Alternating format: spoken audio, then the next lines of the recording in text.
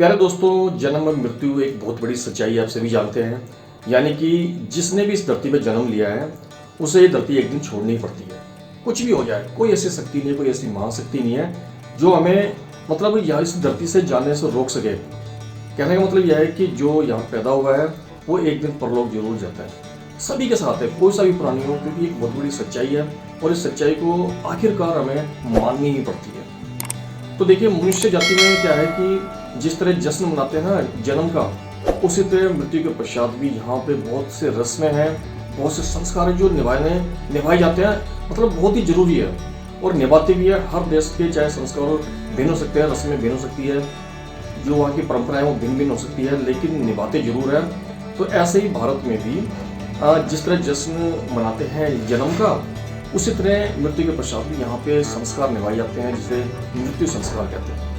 तो आज मैं एक ऐसे कार्यक्रम में आया हूँ जहाँ के वरिष्ठ व्यक्ति की मृत्यु हो चुकी है और उनकी मृत्यु के पश्चात यहाँ पे 12वें दिन पगड़ी रस्म होती है। तो देखिए, बेसिकली जो भारत का राज्य है राजस्थान, यहाँ पे पगड़ी रस्म मृत्यु के पश्चात एक बहुत ही महत्वपूर्ण स्थान रखती है। आज हम जानेंगे कि पगड़ी का जो दस्तूर है ये राजस्थान में किस तरह मनाया जाता है।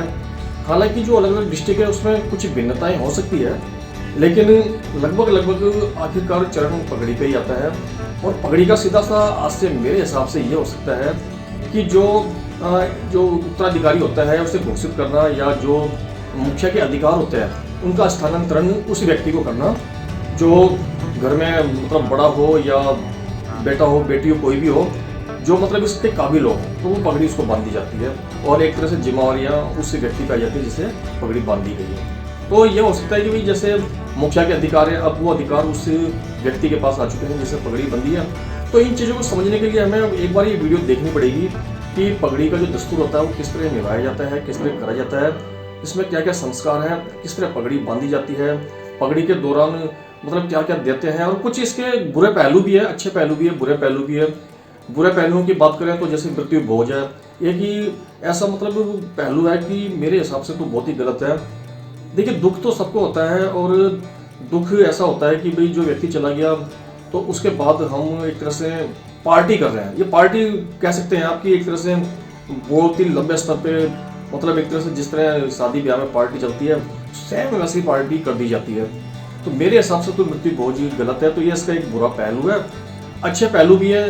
अब पगड़ी रस्म मतलब इसमें कुछ पहलू अच्छे भी है, कुछ बुरे भी है। तो ये हम सब जो वीडियो है ना देखने के बाद ही महसूस करेंगे, समझेंगे। अगर आपको लगता है कि इसके जो जो बुरे पहलू हैं आप कमेंट करके मुझे बता सकते हैं, तो हो सकता है उसके ऊपर मैं कोई वीडियो बनाने की कोशिश करूँगा। मेरा नाम है हेमराज और आप देख रहे हैं लाइव जी चैनल। लाइक कीजिए और सब्सक्राइब कीजिए लाइव चैनल को।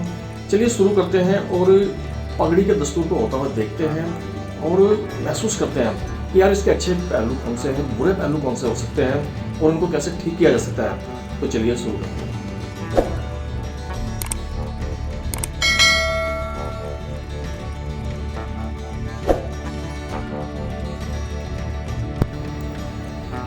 प्यारे दोस्तों, राजस्थान में पगड़ी रस्म क्यों मनाई जाती है, इसका इतिहास क्या है, इसका महत्व क्या है, आज मैं अपनी बात रखना चाहता हूँ। ये मेरे विचार हैं जो व्यक्त कर रहा हूँ, आपके विचार मुझसे भिन्न हो सकते हैं।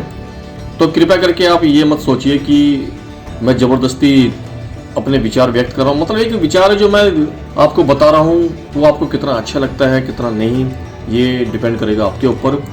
वैसे तो आप बिल्कुल देख ही रहे हैं कि वीडियो के अंदर किस तरह कार्यक्रम चल रहा है, किस तरह मनाया जाता है। तो चर्चा करते हैं राजस्थान में पगड़ी रस्म, इसका इतिहास और उसका क्या महत्व है। देखिए, राजस्थान अपनी वीरता, समृद्ध संस्कृति और रंगीन परंपराओं के लिए जाना जाता है। इनमें से एक अन्य अनोखी परंपरा है पगड़ी रस्म, जो मृत्यु के 11 दिनों के पश्चात उत्तराधिकारी के लिए मनाई जाती है। यह रस्म केवल एक सामाजिक कार्यक्रम नहीं है, बल्कि मृतक के प्रति श्रद्धांजलि, उत्तराधिकार का प्रतीक और भावनाओं को व्यक्त करने का एक माध्यम भी है। अगर हम पगड़ी रस्म के इतिहास के बारे में बात करें तो इसमें कई किंवदंतियां हैं, कई मान्यताएं हैं। एक किंवदंती के अनुसार ये रस्म भगवान राम से जुड़ी है। जब भगवान राम के पिता राजा दशरथ का निधन हुआ, तब उनके सबसे बड़े पुत्र भरत को सिंहासन ग्रहण करने में 11 दिन लगे थे। इस दौरान भरत ने शोक मनाया और अपने पिता की प्रति श्रद्धांजलि अर्पित की। 11वें दिन के पश्चात उन्हें पगड़ी पहनाकर राजा घोषित किया गया। एक अन्य किंवदंती के अनुसार, एक अन्य प्राचीन मान्यता के अनुसार यह रस्म राजपूत योद्धाओं से जुड़ी है। युद्ध में शहीद होने वाले योद्धाओं के परिवार 11 दिनों तक शोक मनाते थे। 11वें दिन के पश्चात उनके वारिस को पगड़ी पहनाकर उनका स्मरण किया जाता था और उन्हें योद्धा का दर्जा दे दिया जाता था। अगर हम रस्म के महत्व की बात करें, पगड़ी रस्म के महत्व की बात करें, तो देखिए मेन उद्देश्य श्रद्धांजलि देना ही होता है। पगड़ी रस्म के प्रति जो पगड़ी रस्म बांधी जाती है, देखिए पगड़ी रस्म के महत्व के ऊपर हम चर्चा करें या बात करें तो मेन उद्देश्य श्रद्धांजलि देना ही है। जो मृतक है उसको श्रद्धांजलि देना है, उसके प्रति अपनी भावनाओं को प्रकट करना है। पगड़ी रस्म मृतक के प्रति श्रद्धांजलि अर्पित करने का एक तरीका है। इस दिन परिवार और समुदाय के सदस्य इकट्ठा होते हैं, जो रिश्तेदार हैं वो इकट्ठे होते हैं, उनके यार दोस्त हैं वो इकट्ठे होते हैं, जो अड़ोसी पड़ोसी है वो इकट्ठा होते हैं और मृतक को याद करते हैं और उनके जीवन के अच्छे बुरे पहलुओं पे चर्चा भी करते हैं। और उसके बाद आता है उत्तराधिकार। यह रस्म उत्तराधिकार का प्रतीक भी है। मृतक के सबसे बड़े बेटे या पुरुष अधिकारी या उत्तराधिकारी को सार्वजनिक रूप से पगड़ी पहनाई जाती है, जो उन्हें परिवार के मुखिया और नई पीढ़ी को आगे ले जाने के तौर पर स्वीकार करने का एक प्रतीक है कि भाई हमने इसे पगड़ी बांध दी है, सार्वजनिक रूप से इसे हमने उत्तराधिकारी घोषित कर दिया है और अब इसकी जिम्मेवारी है कि ये अपने परिवार को आगे लेके जाए। अब यहाँ पे एक छोटा सा माइनस पॉइंट है कि भाई देखिए पगड़ी बांधने का अर्थ ये भी नहीं है कि परिवार के ऊपर जो पहले आर्थिक बोझ थे अब उसको वहन वो उत्तराधिकारी ही करेगा, ऐसा नहीं हो सकता। पगड़ी बांधने का तात्पर्य यह है कि एक समझदार इंसान है परिवार में जो इस योग्य है कि उसे पगड़ी बांधी जाए। अब वो योग्य उम्मीदवार कोई भी हो सकता है। मेरे हिसाब से तो देखिए घर में बेटा या बेटी हो तो बेटी भी ये उम्मीदवार हो सकती है, उत्तराधिकारी हो सकती है। ऐसा सबको सोचना चाहिए, ना कि सिर्फ इसी भ्रम में कि जो घर का बड़ा बेटा है उसी को ही पगड़ी बांधी जाएगी या वही उत्तराधिकारी घोषित किया जाएगा। तो ये मेरे अपने स्पष्टीकरण है, अपना विचार है। आप लोगों का क्या विचार है तो आप कमेंट करके बता सकते हैं। और भावना का प्रकटीकरण भी है। मृत्यु एक कठिन अनुभव है, आप सबको पता है, एक बहुत ही बड़ा सच है जिसे हम नकार ही नहीं सकते। एक ऐसा अनुभव है जो हमें हर हाल में सहन करना ही होता है, उस दुख को हमें पीना ही पड़ता है, मानना ही पड़ता है। और पगड़ी रस्म परिवार और दोस्तों को अपनी भावनाओं को व्यक्त करने और एक दूसरे का समर्थन करने का अवसर प्रदान करती है। अगर हम पगड़ी रस्म की प्रक्रिया के बारे में बात करें तो देखिए अधिकांशतः 11 दिनों के बाद परिवार और समुदाय के सदस्य मृतक के घर इकट्ठा होते हैं। पुरुष सदस्य पारंपरिक पोशाक पहनते हैं, जबकि महिलाएं वहाँ की जो भी पारंपरिक पोशाकें हैं या जो भी उस क्षेत्र की पोशाकें हैं या कपड़े वगैरह हैं, जो भी वहाँ का ड्रेस होती है या जो भी पहनावा है वो पहनती हैं या पहनते हैं। उसके बाद मृतक के सबसे बड़े बेटे या पुरुष उत्तराधिकारी को पगड़ी पहनाने की रस्म होती है। ये रस्म एक वरिष्ठ सदस्य द्वारा सम्मान पूर्वक निभाई जाती है, जो उत्तराधिकारी को पगड़ी पहनाते समय आशीर्वाद और जीवन के मार्गदर्शन के शब्द देते हैं। मतलब उसको बताते हैं कि बेटा या भाई आपको पगड़ी बांधी गई है, आप उत्तराधिकारी हो, तो अब आपको अपने परिवार का मार्गदर्शन करना है। उनको बताना है कि हम अपने परिवार को आगे कैसे ले जा सकते हैं, क्या अच्छा है क्या बुरा है। तो इस तरह बहुत सी जिम्मेवारियां उस पर डाल दी जाती है। पर मेरे हिसाब से उसको ये बताना चाहिए भाई परिवार में सब मिलजुल के रहो, और क्योंकि अब जो व्यक्ति जा चुके हैं तो उनकी जगह तो कोई ले नहीं सकता, लेकिन जिसे भी उत्तराधिकारी बनाया गया, जिसे भी पगड़ी बांधी गई है, तो उसका फर्ज बनता है कि वो अपने परिवार के अच्छे बुरे का ख्याल रखे और समय समय पर अपना मार्गदर्शन देता रहे। और देखिए पगड़ी पहनाने के बाद उत्तराधिकारी चाहे तो एक छोटा सा अपना विचार दे सकता है। मतलब जो भी लोग इकट्ठे हुए हैं तो उनको अपने विचार बता सकता है और अपनी भूमिका के बारे में बता सकता है कि मैं आगे जाके अपने परिवार को किस तरह आगे बढ़ाऊंगा।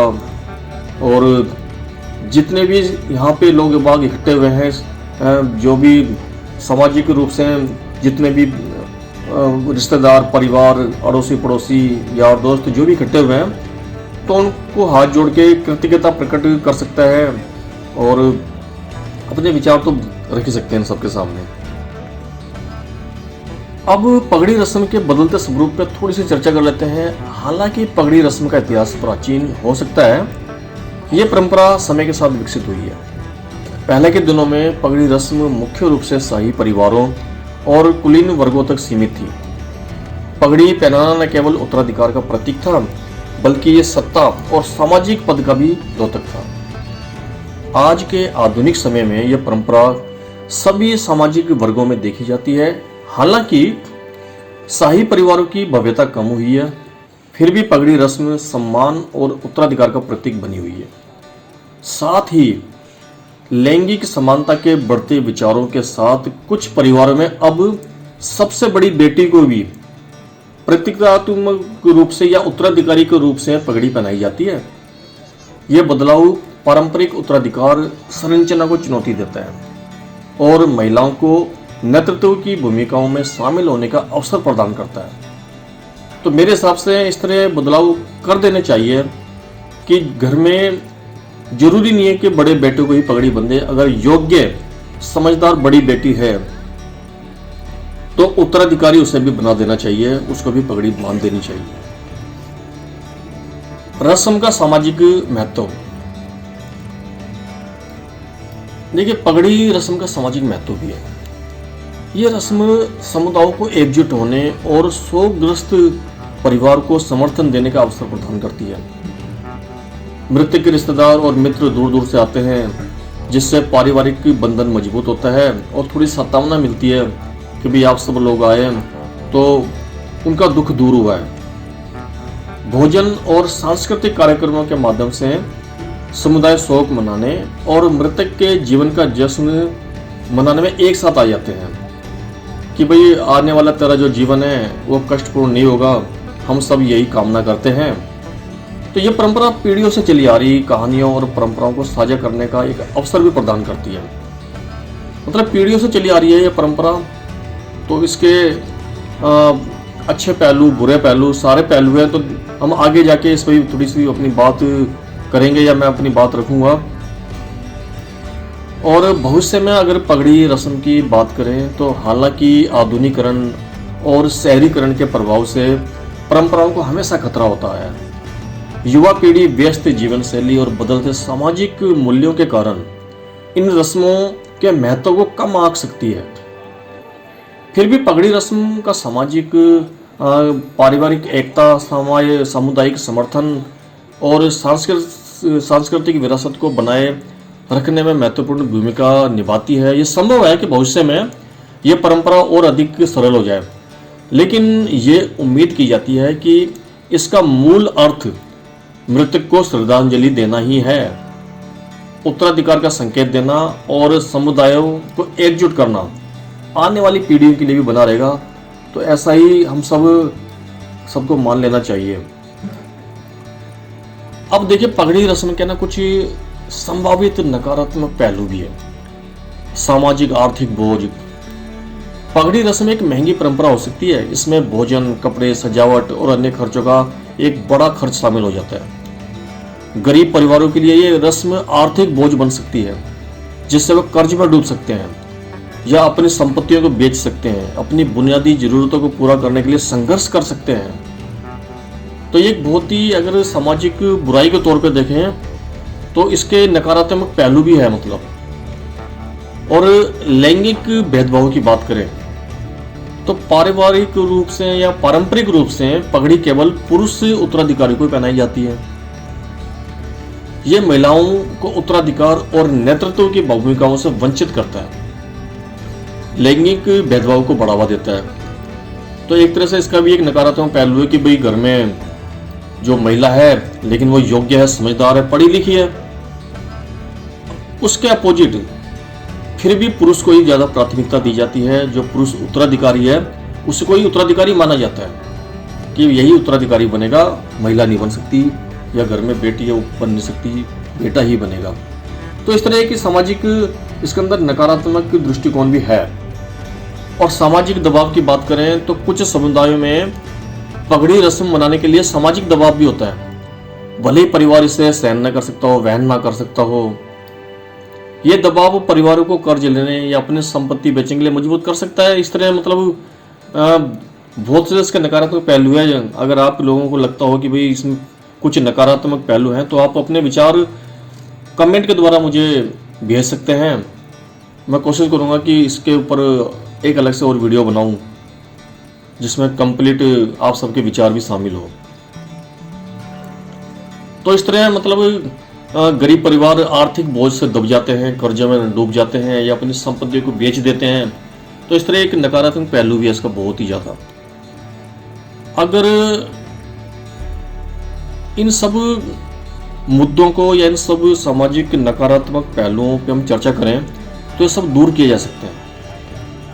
कुछ मामलों में पगड़ी रस्म का इस्तेमाल जातिवाद भेदभाव को बनाए रखने के लिए भी किया जा सकता है। उच्च जाति के परिवार भव्य रस्मों का आयोजन करते हैं जो निम्न जाति के परिवारों के लिए आर्थिक रूप से असंभव हो जाता है। मतलब कहने का यह है कि कुछ परिवार ज़्यादा भव्यता दिखा सकते हैं पगड़ी रस्म में। तो अब हालांकि ये बहुत ही सेंसिटिव मामला है, पर इस पर चर्चाएं जरूर होनी चाहिए, मेरा ये अपना विचार है। दुर्भाग्य से कुछ समुदाय में पगड़ी रस्म का उपयोग बाल विवाह को सही ठहराने के लिए भी कर दिया जाता है। कहने का मतलब जो छोटा बच्चा है उसकी शादी कर दी जाती है सिर्फ इसलिए कि पिता की मृत्यु के पश्चात इसी को पगड़ी बंधेगी, यानी यही उत्तराधिकारी बनेगा। कि स्थिति ऐसी है कि उन्हें लग रहा है कि अब जो परिवार का मुखिया है या परिवार का जो सदस्य जाने वाला है तो उसके उत्तराधिकार के लिए उन्हें एक उत्तराधिकारी चाहिए। तो बच्चा अगर छोटा है तो उसका भी विवाह कर दिया जाता है कि इस जाने वाले मुखिया के बाद उत्तराधिकारी ये बालक ही बन जाएगा, तो इसलिए इसका बाल विवाह कर दिया जाता है। तो ये बिल्कुल गलत पहलू है। नाबालिग लड़कियों की शादी कर दी जाती है ताकि उनके पति रस्म में पगड़ी पहन सके, तो लड़कियों की शादी भी नाबालिग के रूप में कर दी जाती है, जो भी गलत है। तो ये नकारात्मक पहलू है मेरे विचार से। इन पहलुओं को बिल्कुल गलत ठहरा देना चाहिए। हालांकि अब ऐसे मामले बहुत कम देखने को मिलते हैं, पर चूंकि मैंने सोचा कि यार बताऊं जरूर, क्योंकि इस तरह के नकारात्मक पहलू है जिनको सही करने बहुत जरूरी है। देखिए, पगड़ी रस्म एक समृद्ध सांस्कृतिक परंपरा है जो पीढ़ियों से चली आ रही है। हालांकि कुछ नकारात्मक जो पहलू है उन पर ध्यान देना जरूरी है भाई, जैसे सामाजिक आर्थिक बोझ, लैंगिक भेदभाव, सामाजिक दबाव, जातिवाद, बाल विवाह, इस तरह इन मुद्दों पे चर्चा होनी चाहिए। इन मुद्दों पर खुले तौर पर चर्चा की जाए और इन परंपराओं को अधिक समावेशी और न्याय संगत बनाने के लिए प्रयास किया जाए। समाज को यह सुनिश्चित करना चाहिए कि इन रस्मों का पालन करते समय किसी को भी किसी भी प्रकार का कोई शोषण ना हो, कोई नुकसान ना हो। अब उसके बाद मैं बात करूंगा पगड़ी रस्म में मृत्यु भोज। देखिए, सामाजिक दृष्टिकोण से एक जटिल बहस का मुद्दा है। पगड़ी रस्म मृत्यु के बाद 11 दिनों के बाद उत्तराधिकारी के लिए मनाई जाने वाली एक महत्वपूर्ण परंपरा हो तो है ही, सबको पता है। और इस रस्म के कई सामाजिक और सांस्कृतिक महत्व भी है। लेकिन नकारात्मक पहलुओं में मेरे हिसाब से मृत्यु भोज एक नकारात्मक पहलू है। मृत्यु भोज में परिवार और समुदाय के सदस्यों को भोजन कराया जाता है, या जितने भी रिश्तेदार या जितने भी लोग वहां पे आते हैं उन सबको भोजन कराया जाता है, और वो एक सामाजिक कार्यक्रम का रूप ले लेता है। इस परंपरा के समर्थक भी बहुत हैं, तो विरोधी भी है, मतलब दोनों ही पक्ष है इसमें। और यह बहस सामाजिक दृष्टिकोण से जटिल और महत्वपूर्ण बन जाती है। देखिए, मृत्यु भोज के पक्ष में भी काफी तर्क है, जैसे कि सांस्कृतिक महत्व। मृत्यु भोज को एक सामाजिक कार्यक्रम के रूप में देखा जाता है जो मृतक के प्रति श्रद्धांजलि अर्पित करने और मित्रों और परिवारों को एकजुट करने का अवसर प्रदान करता है। दुख साझा करने का अवसर भी प्रदान करता है। वे शोक मनाने वाले परिवार के लिए मृत्यु भोज उनके दुख को साझा करने और समर्थन प्राप्त करने का एक तरीका हो सकता है। सामुदायिक सद्भावना की बात करें तो ये रस्म समुदाय के सदस्यों को एक साथ लाती है और सामाजिक बंधन को मजबूत करती है। आर्थिक सहायता भी मिलती है, इसमें ऐसी बात नहीं है। देखिए, इसके सकारात्मक पहलू है, ये अच्छे पहलू भी हैं कि मृत्यु भोज से प्राप्त दान या उस धन, मृत्यु भोज में जो उनके परिवार को धन प्राप्त हुआ है या दान प्राप्त हुआ है, तो शोकग्रस्त परिवार के लिए आर्थिक सहायता प्रदान कर सकता है। तो इसका एक सकारात्मक पहलू है ये वाला। अब मृत्यु भोज के विपक्ष में भी बहुत तर्क है और होने भी चाहिए। देखिए, सामाजिक आर्थिक बोझ, मृत्यु बोझ महंगे हो सकते हैं, खासकर गरीब परिवारों के लिए। जिम्मेदारियों का बोझ, शोकग्रस्त परिवार पर भोजन व्यवस्था और मेहमानों की देखभाल का बोझ बढ़ जाता है। दुख का शोषण, कुछ लोग मृत्यु भोज का उपयोग सामाजिक प्रतिष्ठा या दिखावा या दूसरों से उपहार प्राप्त करने के लिए भी कर सकते हैं। मतलब दिखावे से बढ़िया है ना कि जो आप कर सकते हो उतना ही करो। जरूरी नहीं है कि आप मृत्यु भोज करो, भी आपकी जो स्थिति है आप उसी के अनुसार चलो ना। तो इस तरह अनावश्यक खर्च, मृत्यु भोज में अक्सर विलासिता और दिखावे पर अनावश्यक खर्च होता है, जो मृतक के प्रति श्रद्धांजलि अर्पित करने के वास्तविक उद्देश्य से वंचित कर सकता है। देखिए, मैं निष्कर्ष की बात करूं ना, तो पगड़ी रस्म में मृत्यु भोज का आयोजन एक जटिल मुद्दा है, जिसमें सामाजिक, सांस्कृतिक और आर्थिक पहलुओं का मिश्रण होता है। यह महत्वपूर्ण है कि इस परंपरा के सभी पहलुओं पर विचार किया जाना चाहिए और एक संतुलित दृष्टिकोण अपनाया जाना चाहिए। यह तय करना प्रत्येक समुदाय और परिवार पर निर्भर करता है कि वे इस रस्म को कैसे मनाना चाहते हैं। यह सुनिश्चित करते हुए कि ये मृतक के प्रति सम्मानजनक और शोकाकुल परिवार के लिए बोझ न बने, इस पे एक चर्चा जरूर होनी चाहिए।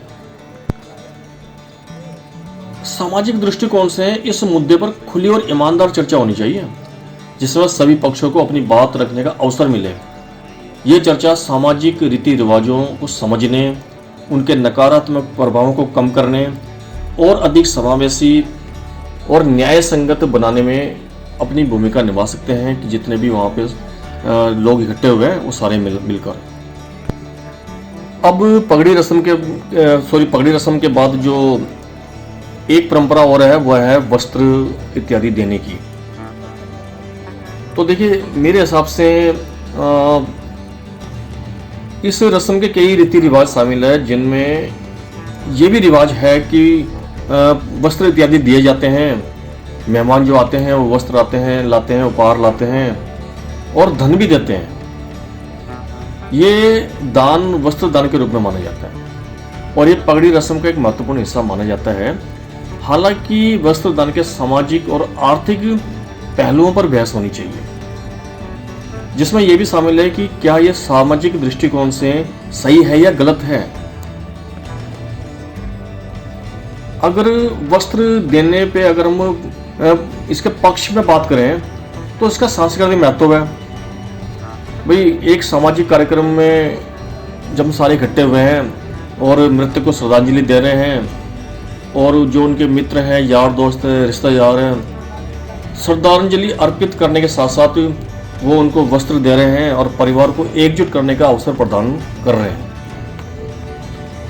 और उनके दुख को साझा कर रहे हैं। और शोक मनाने वाले परिवार के लिए वस्त्र देने का मतलब ये हो सकता है भी वो एक तरह से उनकी आर्थिक मदद कर रहे हैं। तो एक तरीका हो सकता है ये। तो ये इसके पक्ष में एक तर्क है मतलब। और देखिए, इसमें सामुदायिक भावना होती है। ये रस्म समुदाय के सदस्यों को एक साथ लाती है और सामाजिक बंधन को मजबूत करती है। आर्थिक सहायता, पगड़ी रस्म में जो धन मिलता है उससे शोकग्रस्त परिवार के लिए आर्थिक सहायता प्रदान कर सकता है, खासकर गरीब परिवारों के लिए। अब जब कपड़े देते हैं पगड़ी रस्म में तो इसका एक विपक्ष भी है, इसमें मतलब इसका एक नकारात्मक पहलू भी है। देखिए, सामाजिक आर्थिक बोझ, बहुत ज़्यादा पड़ता है। वस्त्र महंगे हो सकते हैं, खासकर मेहमानों के लिए जो लोग लेके आते हैं उनके लिए, उनके ऊपर आर्थिक दबाव पड़ सकता है। शोकग्रस्त परिवार पर मेहमानों के आतिथ्य और उपहारों का प्रबंध करने का बोझ बढ़ जाता है। भाई जो लोग बाग आएंगे तो मृतक का परिवार भी उनके ठहरने, उनके खाने पीने का पूरा प्रबंध करता है, तो उस पर भी आर्थिक बोझ पड़ता है और उन पे भी पड़ता है जो उनके लिए वस्त्र इत्यादि लेके आएंगे और धन का दान देंगे, तो दोनों तरफ से ही बोझ बढ़ जाता है। तो ये किसका मतलब नकारात्मक पहलू भी है। और कुछ लोग सिर्फ ये सोच के वस्त्र लेके आ रहे हैं कि भाई हमें अपनी प्रतिष्ठा दिखानी है, इसलिए हम कपड़े लेके आ रहे हैं, महंगे महंगे कपड़े लेके आ रहे हैं और इतना धन दे रहे हैं, चाहे उन्होंने कर्ज लेके दिया हो या कहीं से कर्जा लिया हो, चाहे उनकी आर्थिक रूप से चाहे वो संपन्न ना हो, लेकिन फिर भी दिखावे के लिए अगर वो इस तरह कर रहे हैं तो एक इसका नकारात्मक पहलू है। और अनावश्यक खर्च, मतलब सिर्फ दिखाने के लिए अगर आप इस तरह खर्च कर रहे हैं तो वो मृतक के प्रति श्रद्धांजलि अर्पित करने का जो वास्तविक उद्देश्य है ना, उससे ही वंचित हो जाते हैं। भी हमारा जो मेन काम था उसे परिवार के प्रति श्रद्धांजलि अर्पित करने, मृतक के प्रति श्रद्धांजलि अर्पित करने, मृतक के परिवार को सांत्वना देने का जो मेन उद्देश्य था उससे हम भटक जाते हैं। कहने का मतलब पगड़ी रस्म में जो वस्त्र इत्यादि दिए जाते हैं तो इसका भी एक जटिल मुद्दा है जिसमें सामाजिक, सांस्कृतिक, आर्थिक पहलुओं का मिश्रण होता है। उस पर बहस करनी चाहिए और एक तरह से उसके सभी, इस परंपरा के जो सभी पहलू हैं उस पर विचार किया जाना चाहिए और एक संतुलित दृष्टिकोण अपनाया जाना चाहिए। यह तय करना प्रत्येक समुदाय और परिवार पर निर्भर करता है कि वो इस रस्म, इस परंपरा को अच्छी तरीके से कैसे निभा सकते हैं, जिसपे किसी भी प्रकार का, किसी के ऊपर भी आर्थिक बोझ ना हो, किसी का नुकसान ना हो, किसी के सम्मान को चोट ना पहुंचे। तो मेरा यही अपना एक विचार है।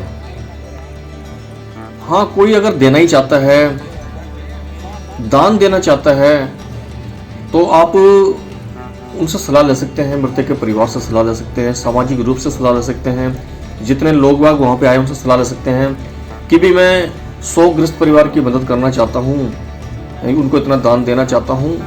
ये आप उन सब सामाजिक रूप से जो लोग बाग आए उनसे बैठ कर सलाह कर सकते हैं।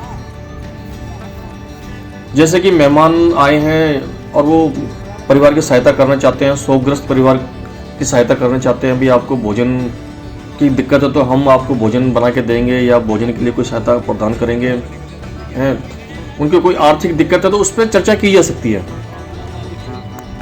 कहने का मतलब शोकग्रस्त परिवार को भावनात्मक समर्थन, परिवार को सहानुभूति, उस परिवार के प्रति सहानुभूति प्रदान कर सकते हैं। अगर मैं इसके निष्कर्ष पे आऊँ तो पगड़ी रस्म में भी जो कपड़े इत्यादि दिए जाते हैं तो सामाजिक दृष्टिकोण से कोई एक निश्चित उत्तर है ही नहीं। मतलब इसका एक उत्तर आज तक मिल ही नहीं पाया जो ये बात तय कर सके कि भाई ये कितना सही है और कितना गलत है। तो इस पर एक चर्चा जरूर होनी चाहिए।